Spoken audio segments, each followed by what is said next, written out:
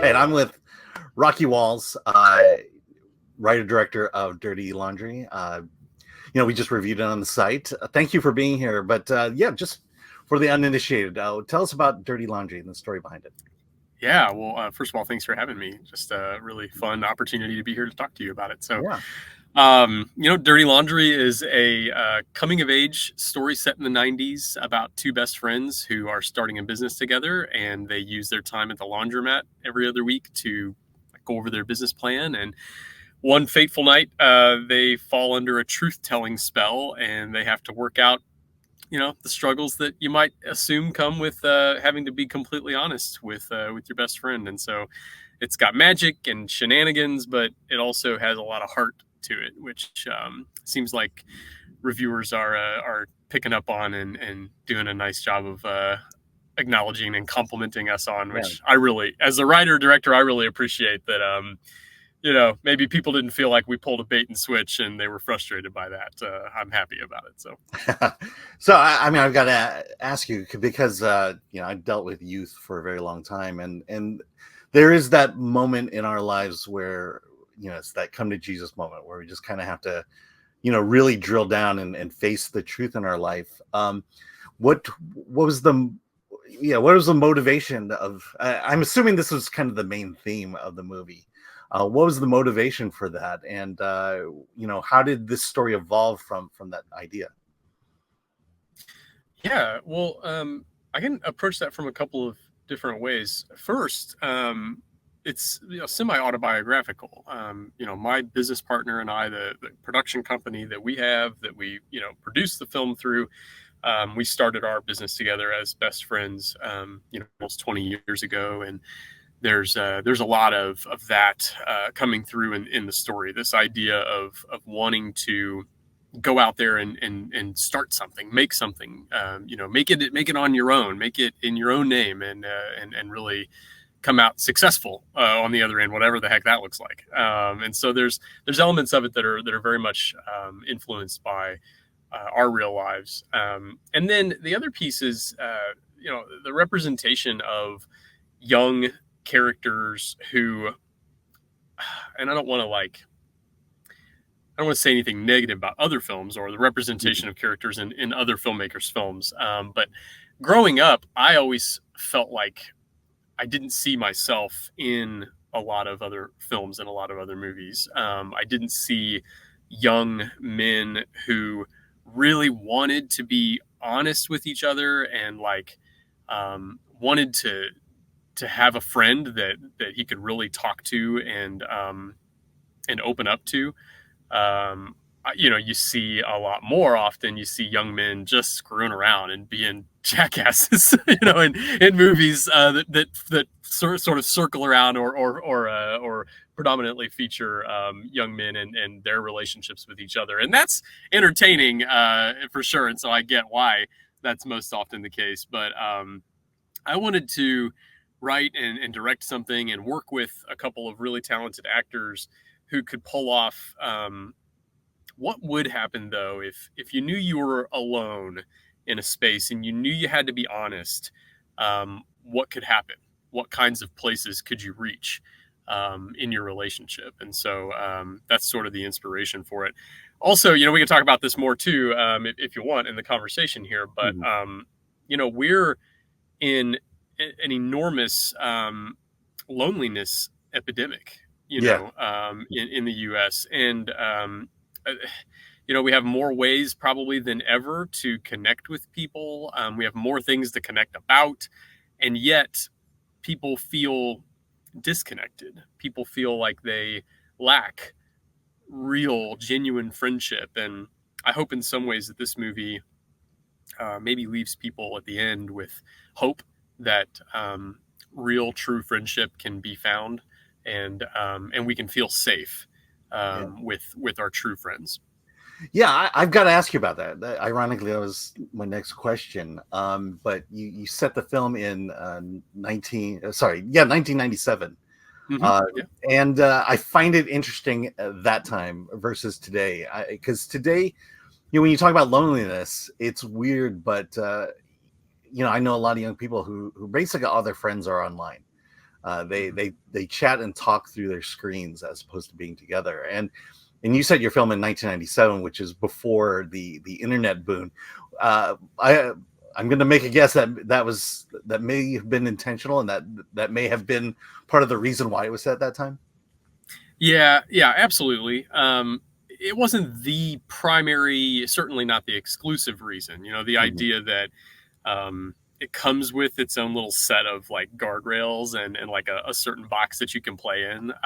You know, the tools that they have for communication or what they have to distract themselves while they're bored at the laundromat is limited somewhat. Whereas, yeah, nowadays, if it was a modern film and if it was playing the characters accurately at all, they would probably be on their phones 90% of the movie. Yeah, they'd be on Zoom talking to each other. Yeah. And so I'm not, I worked really hard to make sure that we never had moments in the film where we preached that, or I got on a soapbox from a theming perspective or anything like that about the hazards of internet connectivity and social media and all of that. Instead, I just really wanted to strip all of that away sort of quietly, I guess, and by default because of the time period, and really just focus in on two people having a conversation. And so, yes, it was definitely deliberate. I also think that there's some nostalgia for the 90s, especially in the younger generation, like the generation that Mitchell and Charlie, our stars, are sort of squarely set in. They, you know, it's funny, like they would talk about the 90s all the time and like talk about how cool the clothes, or, you know, just that aesthetic. They kept using the word aesthetic, which I just learned can apparently be a noun, an adjective, a verb, everything now. Like aesthetic is used differently than it was when I was younger. But they have like an interest in that time period. But I think that goes beyond just the aesthetic or the clothes or the music. I think a lot of people, as a part of this whole trying to figure out, you know, how are we more connected than ever and also lonelier than ever? Like how, or I don't know, maybe not lonelier than ever. The Middle Ages might have been a really lonely time. But how are those two things, this loneliness epidemic and being hyper connected, how are those two things existing? How are they coexisting? And so I think young people, whether they realize it or not, are searching for some answers to that. And I think that in a lot of ways, the 90s setting just has the right balance of like appeal for the nostalgic, you know, like we're reaching a lot of people like on social media. We're doing really well with people who have like an affinity for the 90s. They're into the 90s. They want to see movies that are based in the 90s, or they're interested in music from the 90s. While at the same time, if you completely forget about that, you do have this film that's simple in its nature because it's really focused in on two people having a conversation for almost the whole movie. Yeah.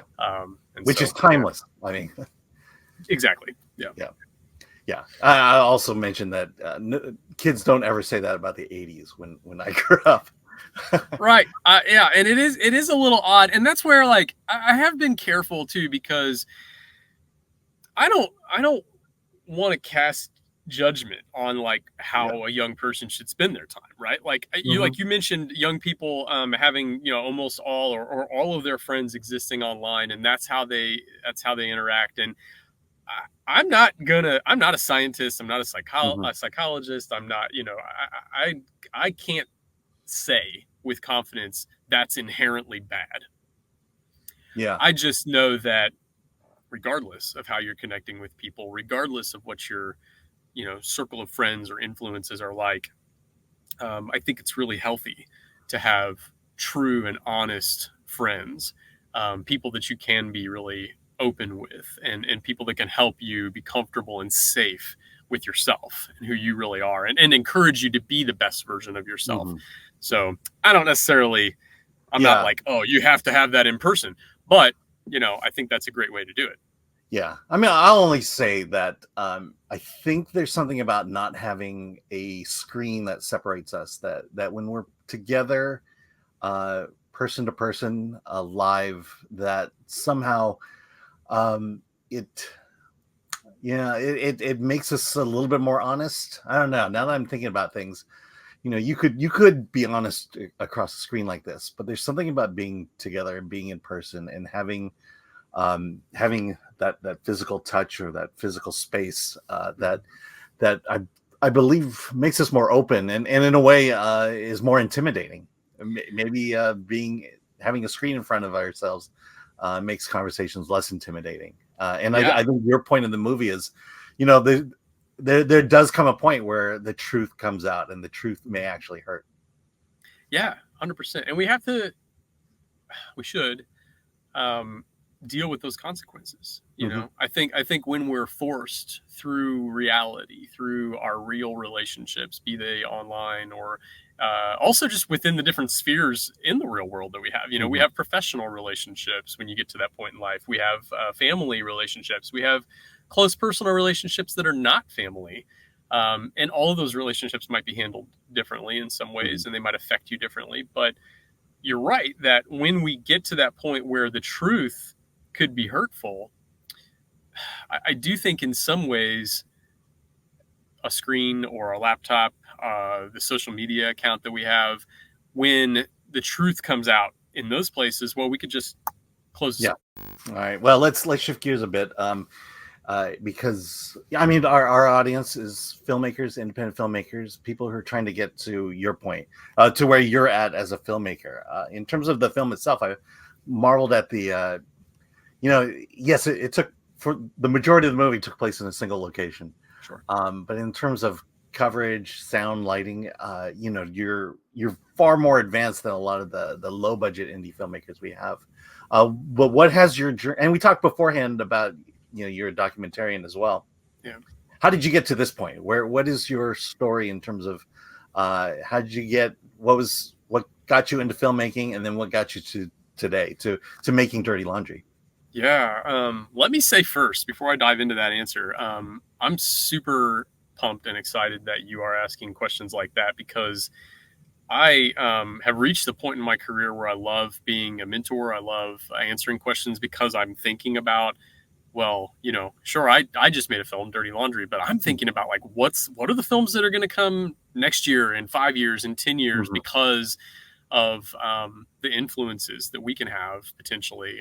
Not to pat ourselves on the back, but I think like all of us do that. We all build off of what somebody else Mhm. shared with us, and I love answering questions. I love admitting that I don't know the answer when I don't. And so if you have watchers, viewers, listeners who have questions and want to reach out, by all means, reach out to me. I'd be happy to answer questions, especially if I don't answer them in this interview today. But I have been working in video for over 20 years, so there's been a lot of room to make mistakes. There's been a lot of room to grow and learn things. About half of that now has been in the documentary space. And we do a lot of work in documentaries that are character driven. So I don't do like history, let's go Mhm. back and do a lot of cutting in of imagery and things of something that happened in the past. But I do a lot of, here's an interesting person, let's follow them in real time and tell their story as it unfolds. And I really enjoy that. And I never thought in a million years that I would ever write or produce a narrative piece. And I think that was because I had a maybe at this point looking back, maybe it was naive or ignorant. I guess I had the idea that working with actors or working in the fictional Mhm. realm would somehow be completely different than working in documentary, and that I wouldn't have the skill set to do that. And in fact, what I learned, kind of putting the cart before the horse here a little bit, and we'll back into the other stuff. But what I learned is that a lot of the same muscles, use that term maybe Mhm. loosely, a lot of the same muscles or skills are the same. I had to have a great deal of empathy in working with real people, because actors, even though they're portraying a fictitious character, they're Mhm. still real people. Believe it or not, it's like, oh wow, wait a minute, hold on. They still have feelings. They still have questions. They still get nervous, or they still need clarification. Yeah. Do And you do you so, find that? Sorry to interrupt, but do you yeah, find that working with a documentary subject and working with an actor, preparing them for the camera, that you're kind of, as you say, using the same muscles in that aspect?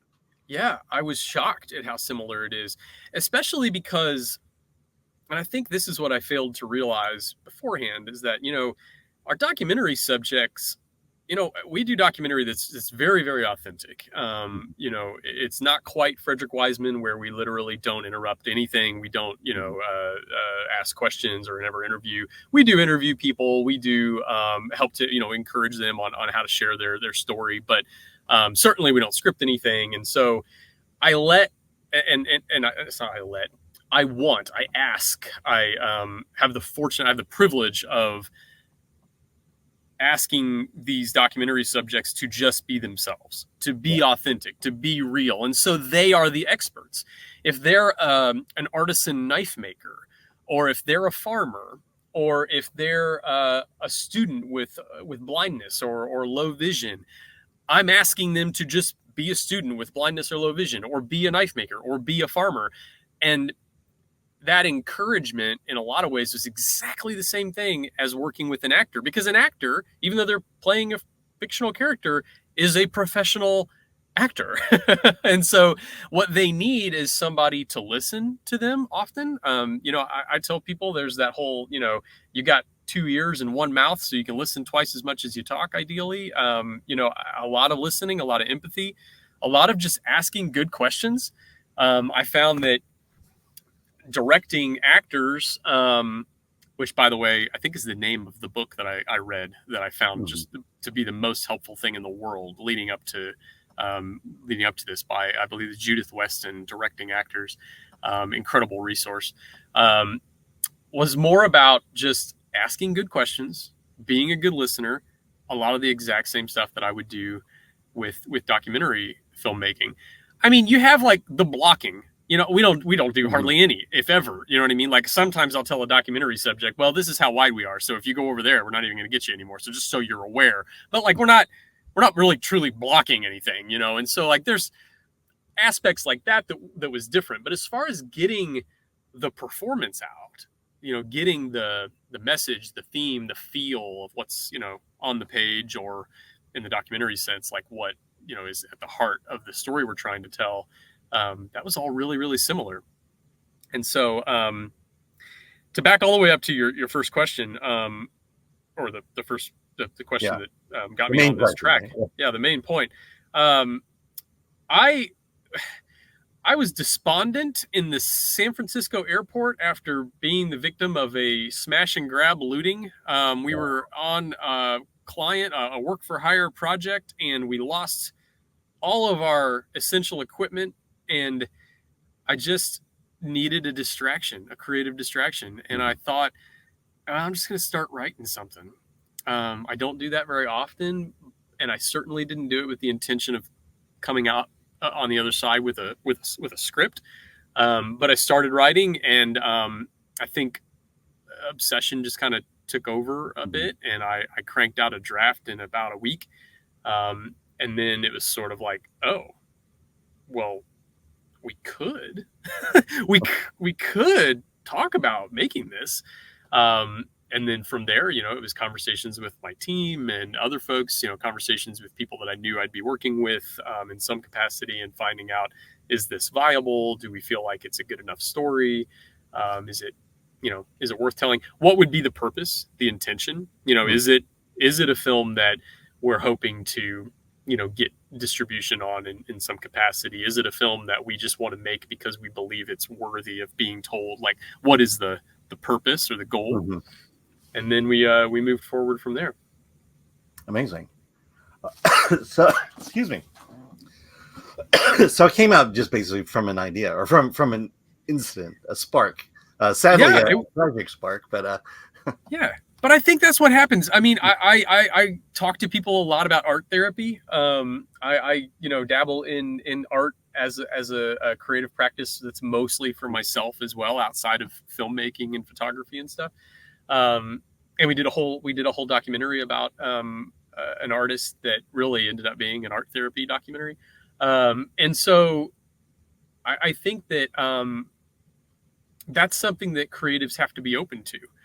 is figuring out how to have this bank of, as you said, sparks that you can pull from, you know, and when you're in a place, oftentimes, it doesn't always have to be, it could be a very joyous occasion. It could be the happiest day of your life that you pull one of those sparks from and create something beautiful. But often it's not. Often it's when you really need a spark, when you really need something special to take your mind off of something else.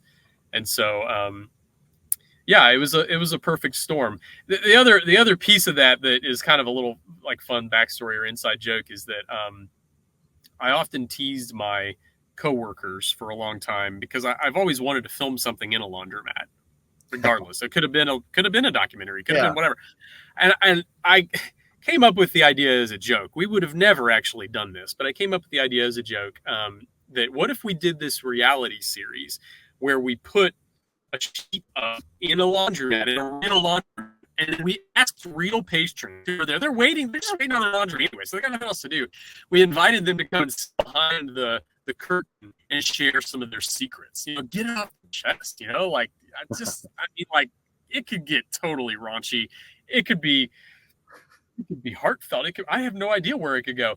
But that's just not the kind of work that we do. And so that was never going to happen. But every time we drive by a laundromat, I would joke with the team and I would say, hey, maybe we should go in there and maybe that could be, you know, where we film Dirty Laundry. And that was even the name of the half-baked, you know, reality series that we were playing around with. But when I needed that distraction, I think that was the perfect storm, was needing something to distract myself with, having that, as stupid of an idea as it was, having that in the back of my mind, and then being like either bold enough or stupid enough, whatever it is, to say like, what if?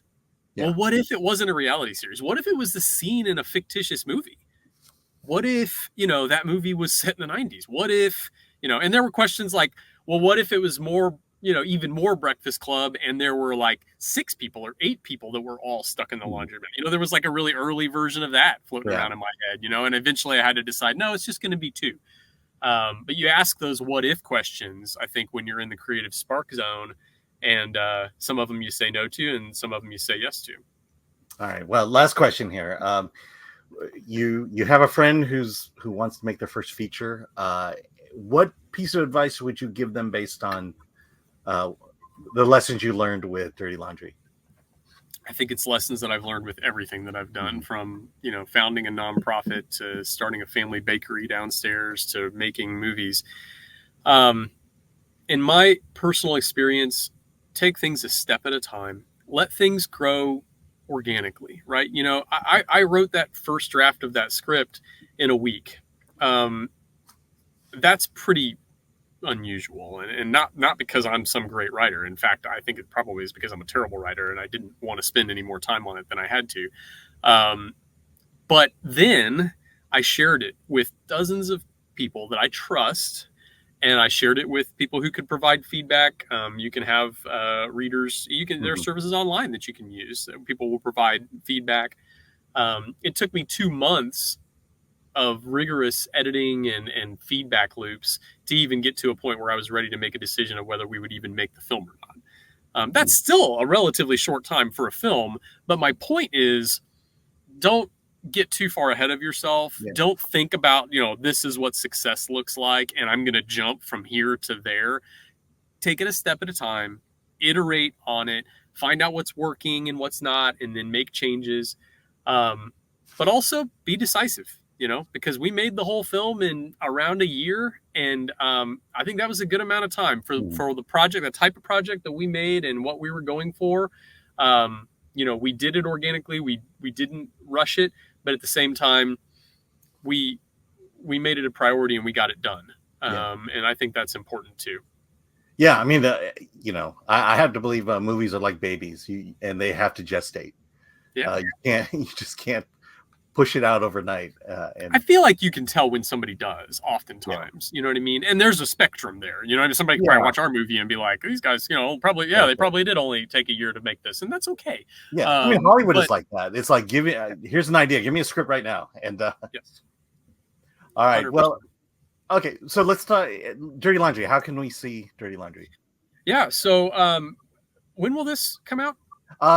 We could do it whenever you want. So Okay.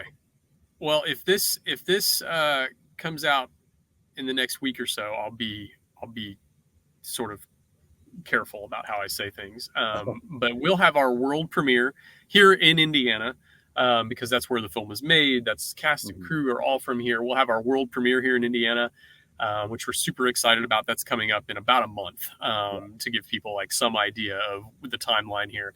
And then shortly after that, we want to make it available on streaming, so that people can watch it. We've had an incredible we've had people engage with us on Instagram and on social media. We have a great email list that we've built.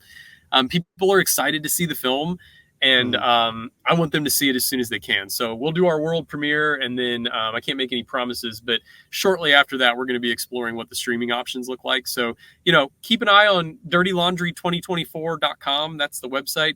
You can sign up for our email list there. We call it the laundry list. And we don't like spam people. You get like 1 or 2 emails a month, and it's big news. It's when the world premiere will be. It's, when we dropped the trailer, we emailed everybody. When we are streaming, that's how you'll find out is first on the email, and then of course on social media too. And so I encourage people to check those out in order to stay in touch. Well, I guess I could drop it. I think the note I got was Heartland Film Festival, I believe. Yes, we're not allowed to say that publicly. Oh, I'm sorry. Well, I mean, we could have this drop closer to that. It's totally fine. September 19th is when Heartland announces their lineup, and that's when we're technically allowed to say we'll drop this afterwards. If you dropped it before then, I don't know how much trouble I'd get into. Probably not a lot. We'd probably be okay. Okay. But yeah, that's when the announcement comes. That's when the tickets will be available. So if you're local, or if you're within a drive to Indianapolis, Indiana, come and see it. We'll have a 500 seat theater. The cast will be there. Our crew will be there. It'll be really fun. And then after that, look for it on streaming. Yeah, so that's exciting because you guys just got announced by the Heartland Film Festival that your world premiere then. Just a couple days ago, that announcement came out. So congratulations. And, Thank you. You're welcome. All right, thanks a lot for just chatting with me. This is great. Yeah, absolutely. Thanks for having me. This has been fun.